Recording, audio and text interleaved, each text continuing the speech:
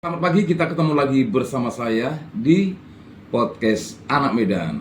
Teman-teman, pagi hari yang ceria ini ya, khususnya di hari Minggu, saya mau sapa dulu sahabat-sahabat dari Sabang sampai Merauke, dari Pulau Miangas hingga Pulau Rote. Assalamualaikum, salam sejahtera buat kita semua. Shalom, Om Swastiastu, Namo Buddhaya, salam kebajikan. Teman-teman, beberapa hari ini Indonesia selalu begitu banyak berita-berita viral. Bahkan katanya ya, no justice yang viral. Apakah memang ini yang berlangsung atau yang harus terjadi di negara Indonesia? Tapi biasanya itu benar adanya. Apalagi dan terlebih banyak peristiwa-peristiwa yang bisa menyayat hati, bahkan menjadi sesuatu yang sangat berguna buat kita semua sebagai warga negara untuk mempertahankan kedaulatan serta mempertahankan apa yang dikatakan oleh di dalam sila kelima, keadilan sosial bagi seluruh rakyat Indonesia. Baru-baru ini teman-teman, ada beberapa orang yang kita tidak tahu sesuai dengan informasi dari beberapa nelayan, di mana ada pemagaran laut yang konon katanya sudah lama berlangsung. Bahkan pagar laut ini sudah mencapai 30 km lebih. Bayangkan. Wow.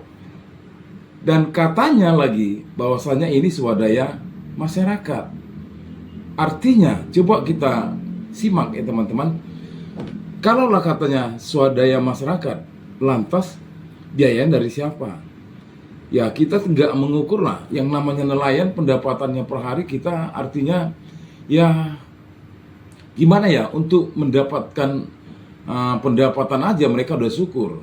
Nggak mungkin mereka mengeluarkan biaya, sesuatu biaya yang mungkin itu nggak bisa mereka penuhi. Jadi baiknya semua ini kita belah di podcast Anak Medan.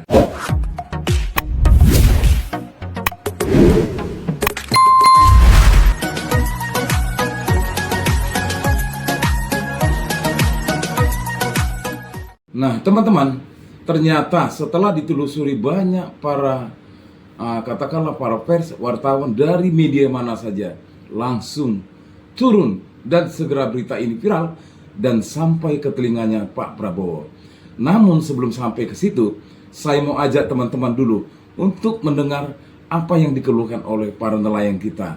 Dan teman-teman pasti tahu siapa ini Pak Khalid, nelayan yang sangat bijak dan luar biasa.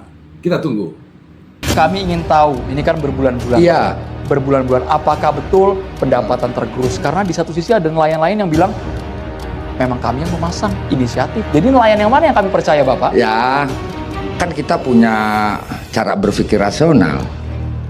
Masa sih nggak bisa ngebaca mana yang ngaco, mana yang enggak? Wong saya aja nelayan. Luar biasa. Inilah yang namanya nelayan cerdas. Mudah-mudahan Pak Prabowo mendengar Pak Khalid yang begitu pintar dan sangat luar biasa. Baiknya kalau bisa menurut saya ya Pak, lapor Pak Presiden Pak Prabowo. Baiknya salah satu menteri Bapak yang ugal-ugalan dengan mobil kemarin digantikan sama Pak Khalid untuk menjadi pembantu menteri bidang kelautan. Hanya iseng ya, tapi kita lanjut.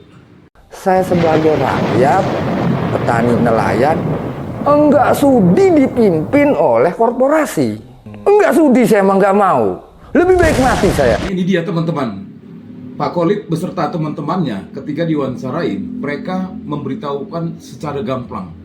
Artinya mereka mengetahui apa yang bakal terjadi jika semua ini tidak katakanlah tidak dilapor ya, tidak diberitahukan, bahkan mereka apabila tidak maju untuk menyuarakan hati nurani para warga, khususnya para nelayan, bisa saja penguasa-penguasa yang menjadi penguasa laut. Oke, sahabat-sahabat, kita lanjut.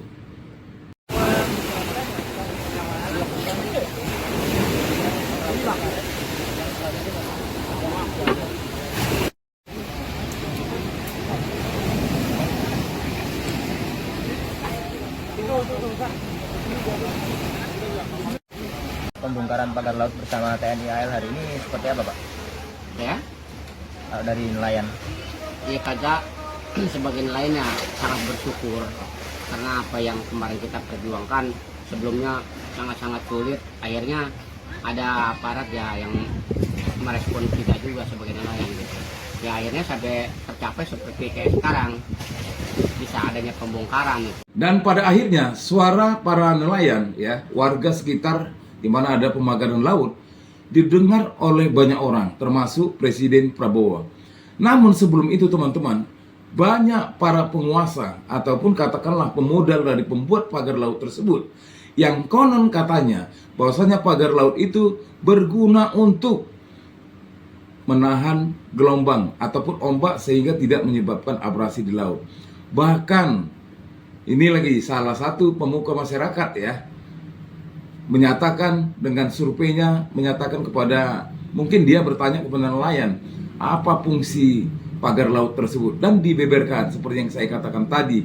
Dan dia juga menyatakan kepada Pak Presiden, dengar ini adalah suara nelayan.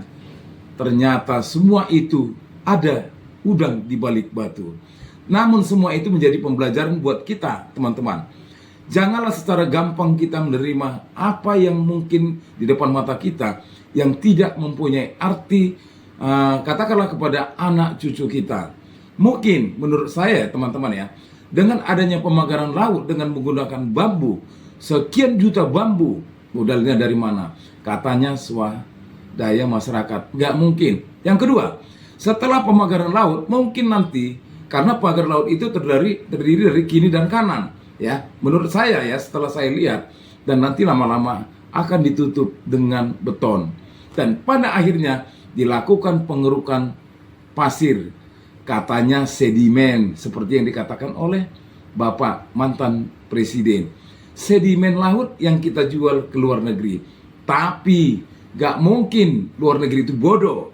Sedimen adalah kotoran. Yang mau diambil itu pasir untuk menambah jumlah negara ataupun menambah tanah negaranya. Oke sahabat-sahabatku, sampai di sini dulu konten yang bisa saya lakukan agar saya juga bersuara keadilan dan kebenaran demi para nelayan kita di Indonesia dan di mana saja berada. Seperti yang dikatakan oleh Pak Khalid, jangan lupa sila kelima, keadilan sosial bagi seluruh rakyat Indonesia. Terima kasih Pak Prabowo yang sudah langsung respon, dan terima kasih kepada semua yang mendukung channel ini. Salam hormat saya. Merdeka!